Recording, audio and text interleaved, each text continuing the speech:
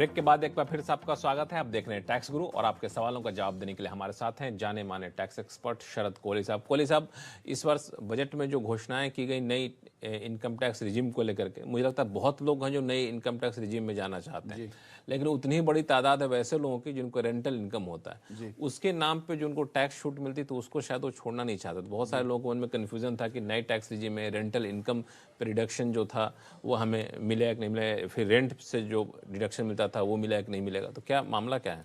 देखिए, क्योंकि new tax रजीम का जो ध्येय है, जो मोटो है कि भाई डिडक्शन नहीं लेनी है, डिडक्शन एग्जाम्पशन नहीं मिलेगी, तो लोगों ने समझा रेंटल इनकम, जो कि बड़ी लक्ष्मण मीठी भी लगती है आती हुई, तो लोगों ने सोचा कि इस पे भी जो डिडक्शंस मिलती हैं, क्योंकि डिडक्शंस को हटा दिया गया है तो शायद इस पे भी हटा दिया गया। तो मैं 5 ऐसे डिडक्शंस का जिक्र करूंगा लक्ष्मण, जो कि मिलती हैं नए टैक्स रिजीम में, नए में भी मिलती हैं, पुराने में भी मिलती हैं और आगे मिलती भी रहेंगी। इसका कोई संकेत नहीं है अभी जाने का। पहली डिडक्शन होती है 30% ऑफ द रेंट आपको मेंटेनेंस के लिए मिलता है। दूसरा होता है अगर आप कोई ब्याज पे कर रहे हैं, उसके उधार लिया हुआ है आपने उस मकान को बनाने के लिए, उसके इंटरेस्ट को आप डिडक्ट कर सकते हैं। तीसरा, जो म्युनिसिपल टैक्सेस आप पे करते हैं उसको भी आप डिडक्ट कर सकते हैं। चौथा, अगर आपका कोई को ओनर है उस प्रॉपर्टी में, उसका रेंट मान लीजिए आपके खाते में आ रहा है, तो उस रेंट को भी आप घटा सकते हैं, क्योंकि वो को ओनर के खाते में आप उसको ट्रांसफर कर सकते हैं टैक्स पॉइंट ऑफ व्यू से। और आखिरी है कि मान लीजिए 12 महीने आपने रेंट पे दिया, बीच में 2 महीने उसने रेंट नहीं दिया किराएदार ने, उस अनरियलाइज रेंट को भी आप घटा सकते हैं। तो पांच तरीके की डिडक्शंस आप बाकायदा रेंटल डिडक्शन में से सारी चीज आपने बताया तो सब खर्च करते हैं रेंटल इनकम जिनकी प्रॉपर्टी होती है। हाँ, खर्च करते हैं, पर वो उसको डिडक्शन लेना भूल जाते हैं। ये तो बड़े काम की बात है। तो म्युनिसिपल टैक्सेस अक्सर भूल जाते हैं, अनरियलाइज रेंट को भूल जाते हैं, एक्रूवल बेसिस पे पूरे साल का ले लेते हैं, बहुत सारी गलतियां होती हैं इसमें। तो अब दोनों रिजीम्स में आप बाकायदा ले सकते हैं।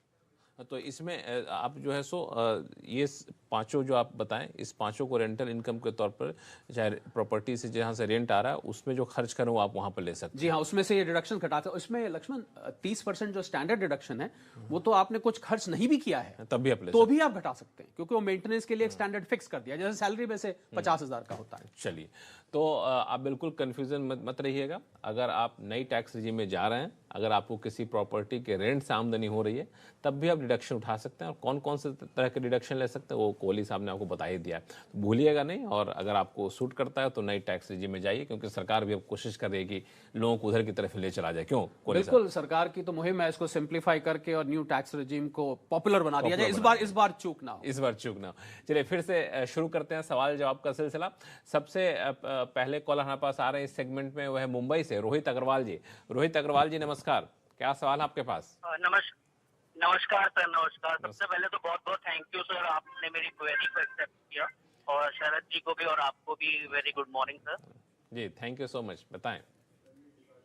सर, मेरी क्वेरी है, मेरी टोटल इनकम जो है 4.5 लाख रुपीज है और मेरी फिक्स डिपॉजिट से इनकम है 1 लाख रुपीज। तो क्या मैं 15G फॉर्म दे सकता हूँ बैंक में? क्योंकि बैंक कहता है कि 2.5 लाख पर नहीं दे सकते, बट अंडर 87A रिबेट के थ्रू हम 5 लाख तक इनकम टैक्सेबल नहीं होती। तो क्या मैं 15G फॉर्म दे सकता हूँ if my total income including the interest income 4.5 lakh rupees होती है? समझ गया।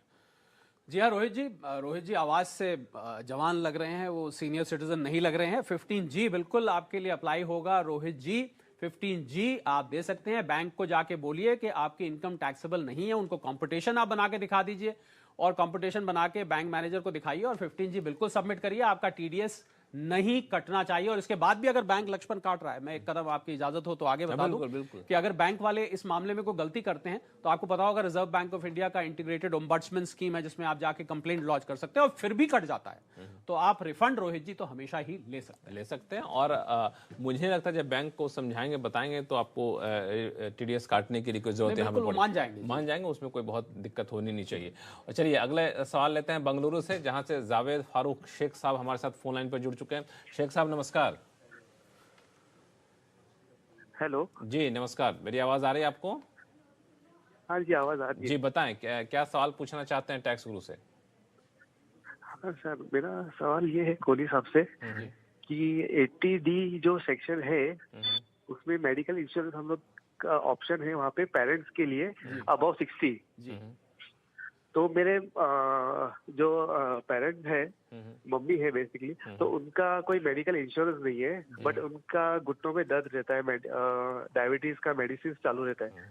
तो मुझे ये पूछना था कि क्या उसमें हम लोग मेडिकल एक्सपेंस दिखा सकते हैं क्या? अगर दिखा सकते हैं तो क्या क्या, मतलब हमें क्या क्या डॉक्यूमेंट रखना पड़ेगा? और ये भी पूछना था कि जैसे मेरी मदर है तो वैसे ही मैं क्या मदर इन लॉ और फादर इन लॉ का भी मैं एक्सपेंस उसमें दिखा सकता हूँ? चलिए, सबसे अच्छी बात कि आप अभी उन सभी लोगों का ख्याल रखते हैं, ये बहुत अच्छी बात है।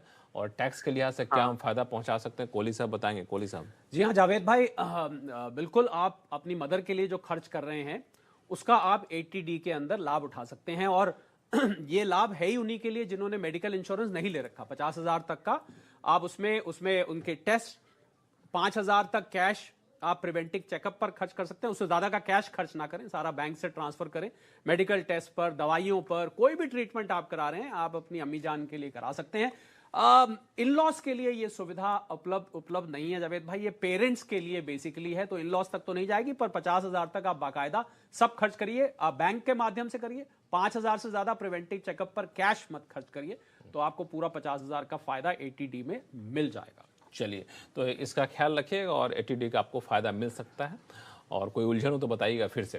फिलहाल वक्त है छोटे से ब्रेक का। ब्रेक के बाद बताएंगे 2 करोड़ से ज्यादा टर्नओवर पर GST फाइल करने से चूकने का क्या होगा अंजाम, बताएंगे छोटे से ब्रेक के बाद।